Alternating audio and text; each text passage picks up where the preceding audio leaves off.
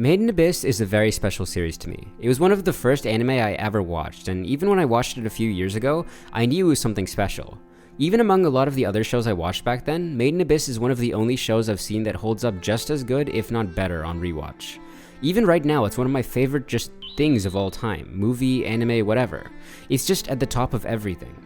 But even among a lot of other series, which I also think are amazing shows, even if they're masterpieces in their own right, none of them have ever or can ever make me feel the same way that Made in Abyss does. None of them have that same X factor, that same potential as Made in Abyss does to make me feel things so foreign to anything that exists in our world.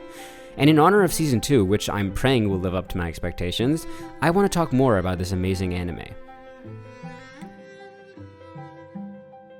Now, even though Made in Abyss is a masterpiece, that doesn't mean it's without flaw, and if you're somebody who's already seen Made in Abyss, I'm sure you know what I'm going to be talking about.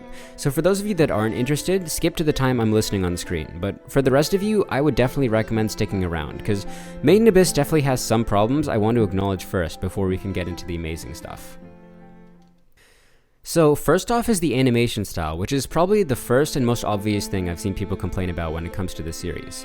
And I won't lie, it's definitely a bit off-putting at first. The characters are all done in a kind of chibi way, and this doesn't really persist as a problem because you kind of get used to it quick, but it's definitely still worth mentioning, as Made in Abyss can get really, really dark, and it's a bit uncomfortable to see all of these child-looking characters go through such intense storylines. But as I said, I kind of got used to it fast enough, so it wasn't that big of an issue for me at least. The second problem, and by far the more serious one, comes in the form of the Made in Abyss manga. So I've read through some of the Made in Abyss manga, and it was interesting to see how a lot of my favorite elements of the Made in Abyss anime came into being from the manga, which makes sense given that the anime is an adaptation of that manga. But there's no easy way to say this, but the author of the manga has some questionable rumors going around about him, mainly in regards to him displaying potentially pedophilic or disturbing content in his works. So first off, I would like to say I am by no means an expert on this topic. I haven't done enough research into this to be able to make any solid claims. All I wanted to do was make a fun and engaging video on an anime I was passionate about. However, at the same time, it feels wrong to not acknowledge it, as this can greatly impact one's enjoyment of the series as a whole. So if you want to learn more about this issue, do some research on your own and come to a conclusion for yourself, and don't listen to me and my stupid opinions on the matter. However, in my mind at least, the Made in Abyss anime and the manga are two completely separate entities at this point. The anime has so much heart and soul poured into it by so many people, the director, the animators, the composer. Each person who touched this project infused so much good stuff into it that it feels wrong to not talk about the anime just because of the actions of the person who wrote the source material and the weird quirks that blend into the anime through that same source material. Again, as I said, this series is amazing to watch and experience almost 99% of the time. However, that 1% is really uncomfortable to watch, so I would recommend just skipping those scenes if you can. Anyways, with that stuff out of the way, we can move on to the really good stuff. And by the way, I may spoil some stuff here in terms of the world of Made in Abyss, but honestly I don't think it matters too much, because even if you know about the world or story, this anime is all about experiencing it vicariously through the main characters, so no explanation I give you can live up to the real thing. But still, if you're a stickler for spoilers and don't want anything spoiled at all, then just watch out. At the start of Made in Abyss, we're first introduced to Riko, a young explorer who is shown to be scrounging around what seems to be a field for artifacts. After a chance encounter with the Crimson Spitjaw, a dragon-looking creature said to only be found on the third layer, whatever that means, Riko has her first encounter with Reg, a young boy with robotic arms and legs, who seems to have passed out after saving Riko from the Spitjaw. Riko and her friends then carry Reg back up to her home at the orphanage. After Reg wakes up, we learn that he has lost all of his memories, but despite that, he still has some instincts on how to operate his body. After some time passes, Reg and Riko leave the orphanage for a bit, venturing into the city that we now know as Orth, a seemingly normal town that exists in the center of a large island. However, as the first episode concludes, we see that Orth isn't as simple as we first thought it to be. At the center of the city, in the very middle of the island it exists within, lies a large hole known as the Abyss, which stretches an unknowable distance deep into the Earth's crust. Through the entire opening episode, we see bits and pieces of the Abyss, small glimpses filling us with anticipation about its true form. But as the music reaches a crescendo at the end of episode 1, we finally get our first look at the true majesty of the Abyss. Everything fits together perfectly. The music fills you with excitement and anticipation, climaxing with a flurry of wonder and amazement. The sun slowly shines its golden rays on the city of Orth, finally revealing its core with such elegance. And Reg just sits there in shock, just as amazed at the sight laid out before him as we are. You may think I'm being dramatic, and to be fair, I probably am, because I don't know if Made in Abyss affected anyone else the way it affected me.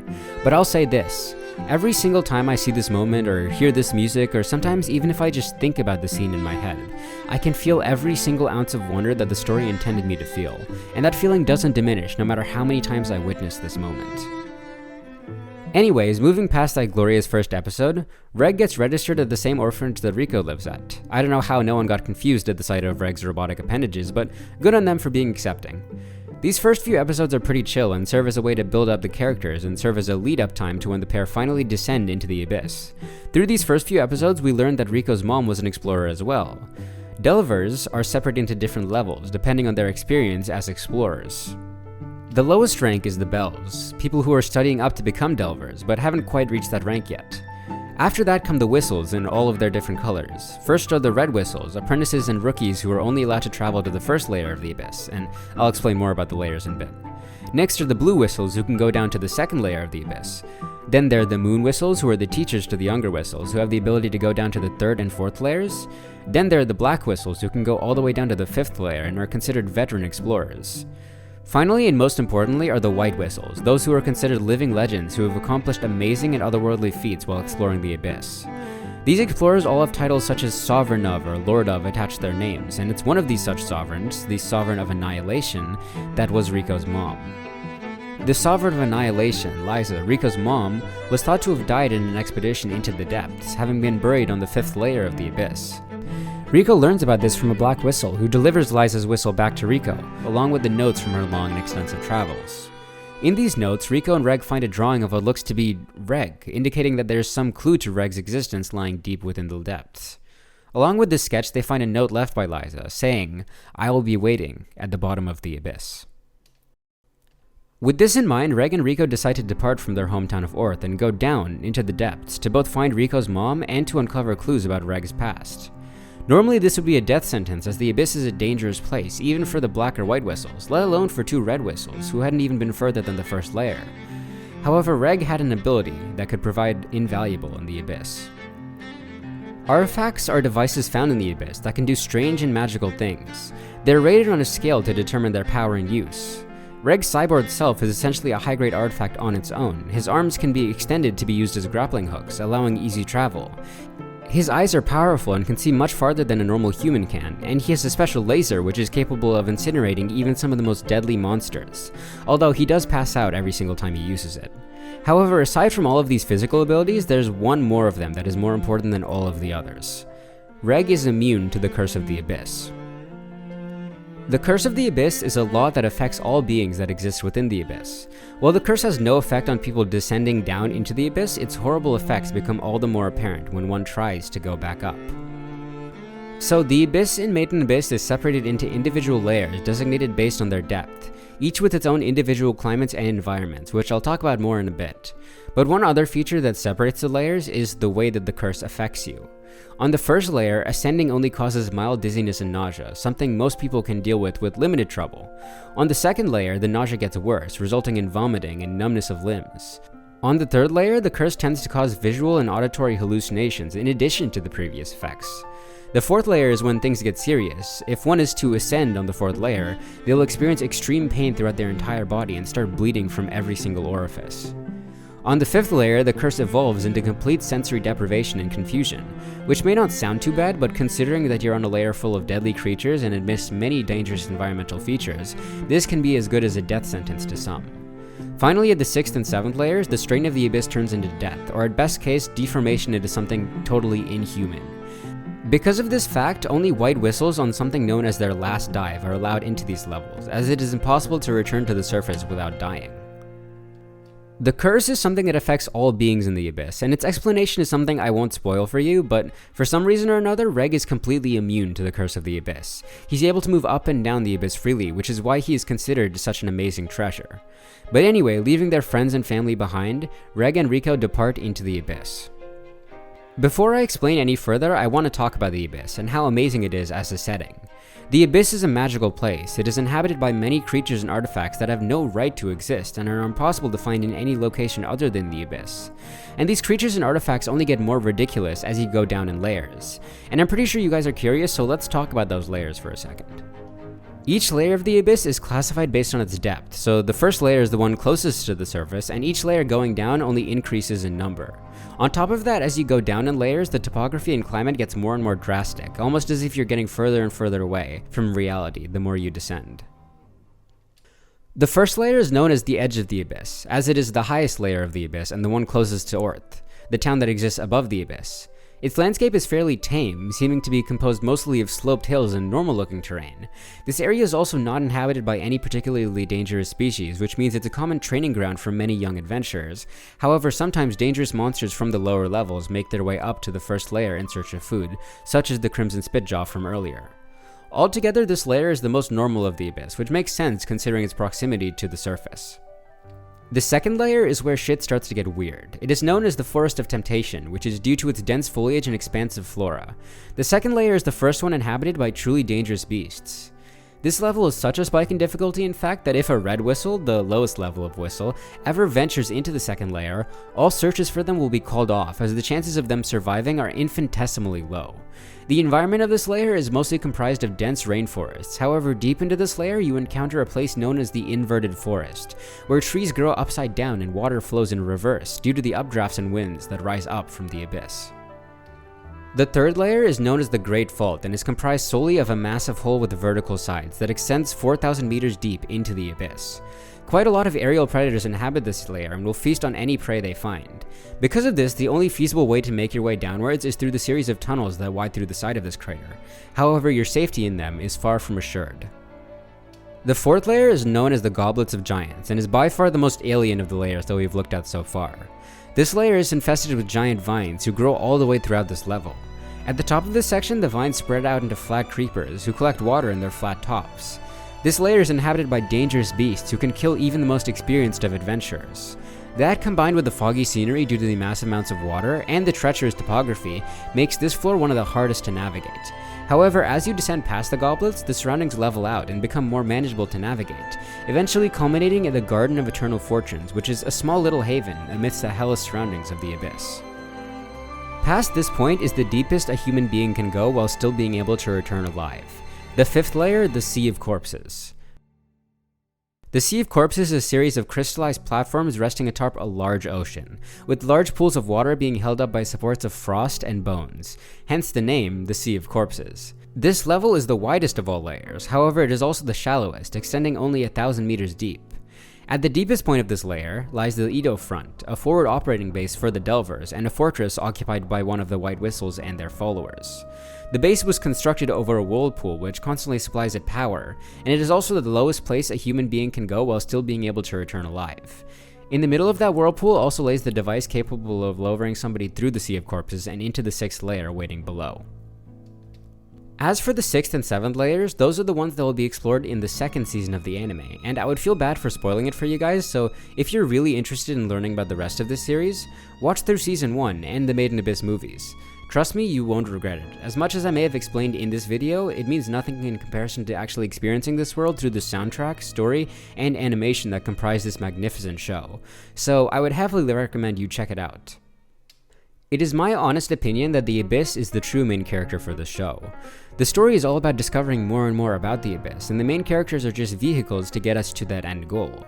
Their stories are deeply intertwined with the Abyss, and it's part of their very character. It goes beyond just the setting for the plot, it is the plot itself.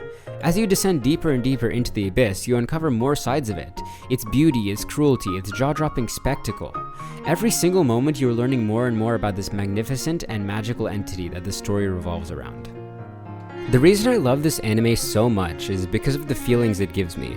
Every single time I watch the opening moments of this anime, I just get an indescribable feeling of exhilaration and longing. The world as presented in Made in Abyss is so vivid and interesting that you just want nothing but to experience it on your own. You want to depart on a journey into a place as wondrous as the Abyss clearly is, but sadly, that can never be. One of the most amazing aspects of the Abyss is the mystery surrounding it. For all of the details that I've given you earlier, how the Abyss is explored, how its landscape looks, what inhabits it, for all of the answers that we do have, there's so many more that escape our grasp. Why does this hole exist? What do these relics and artifacts that are strewn across the Abyss mean?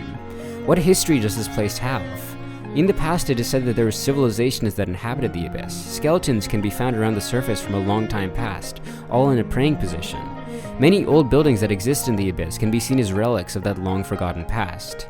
Even the Edo Front, the forward operating base of the White Whistles, was built on a ritual site of that old civilization. And yet we know nothing about them, and it does nothing but add to that mystery about the Abyss. However, despite the fact that the Abyss's inner workings are a mystery, despite the fact that we know nothing about it, I'm satisfied. It's not a mystery that I'm in any rush to solve. Somehow, through the story, Made in Abyss has made me recognize that this is the way the world works, that no matter how nonsensical it may seem, this is the Abyss, and I should respect it, no matter how much I long to discover its secrets. In all honesty, I don't need to know about all of this stuff. I'm satisfied just being able to immerse myself in this gorgeous and vivid world. And one of the many ways that this story gets you immersed, like I said, is through the soundtrack. And I'm not a music critic. I've played piano for most of my life, and I've been starting to compose my own music recently, but I will absolutely not claim my opinion to be valuable. But that being said, Kevin Penkin, you are a genius. This has got to be hands down my favorite soundtrack of all time, and it just keeps getting better. From the soundtrack to the original anime, to the new one for the movie, and even the track that was released for the Season 2 trailer is just amazing. The music never ceases to make me emotional. Every time I listen to one of these tracks, I'm immediately transported back to the Abyss and all of its terror and wonder. I feel everything, the amazement, the fear, the anticipation. The music for the series is on another level, and all of the credit to the composer for the amazing work that he does. To complement that, the animation for the series is amazing as well. Aside from the characters, which seem disproportionately chibi on occasion, everything is beautifully drawn. Every single scene is so detailed, it almost looks like they should be framed. And even past Season 1, the Made in Abyss movie is so breathtakingly animated, it almost makes me wish the entire rest of the series has been done in movies as well. For some reason, the fight scenes go surprisingly hard, which I honestly did not expect from Made in Abyss, but I'm not complaining. Before we start wrapping things up, I just want to talk about the characters. So Reg and Riko are our two main characters, soon joined by Nanachi, our third companion on a later layer. Both Reg and Riko have an indescribable longing to explore deeper and deeper into the Abyss. For Reg, it's a chance for him to find out more about himself and about his past before he lost all of his memories, and about others who could possibly be similar to him. And for Riko, it's a chance for her to see her mother again, the chance for her to get closer to that ever so distant figure that was the Sovereign of Annihilation. But even past those reasons, there's something more, something deeper that drives Riko into exploring the Abyss. She has a longing to explore, much like her mother before her, and she acts on that desire at every opportunity. Made in Abyss has a bad reputation for just being about children going through traumatic and horrible events, and while I can't fault people for thinking that, I'll admit some of the terrible things that these characters go through are very, very hard to watch, but I still do think that it's intentional. While this isn't excusing everything that happens to these characters, some of it does feel a bit excessive at times, the Abyss is not meant to be a nice place. The Abyss is terrifying. It's full of horrible monsters, of great dangers that would bring even adults to their knees in fear. It's distinctly not a place where children should be venturing in. If anything, it's a place for them to avoid at any and all costs. But it's not. Despite all the rationality saying that the Abyss is a place to be feared, Riko and Reg and so many of the other characters we meet along this journey think otherwise. They believe in the good side of the Abyss, the side of it that promises something new and unknowable, and that's what draws so many people into the Abyss's depths. Almost every single character in this world thinks the exact same way. Almost all of the people we encounter along this journey feel the same feelings towards the Abyss, the same morbid fascination that brought them to where they are now. From the legendary White Whistles to literal children, the Abyss has an ability to draw people in, and that same ability affects us, the viewer, as well. I would love to keep talking about Made in Abyss, but I'll just say this in summary. Made in Abyss is all about feeling. I can wax lyrical about how amazing the world building, the characters, the score, about anything for hours, but honestly, when it comes down to it, the reason I love this series so much is because of that unmatched feeling it gives me. The longing to explore, the intense and palpable wonder I feel at being able to witness such an unmatchable world in all of its glory. There's something, some unknowable magic that makes the Abyss so special to me, and plenty of other people who love the story just as much as I do. And even for all the faults I know it has, that just doesn't stop me from feeling this intense longing to see for myself the majesty of the unknown.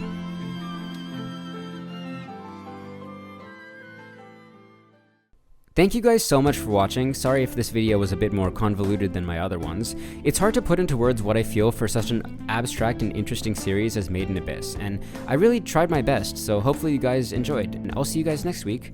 Bye!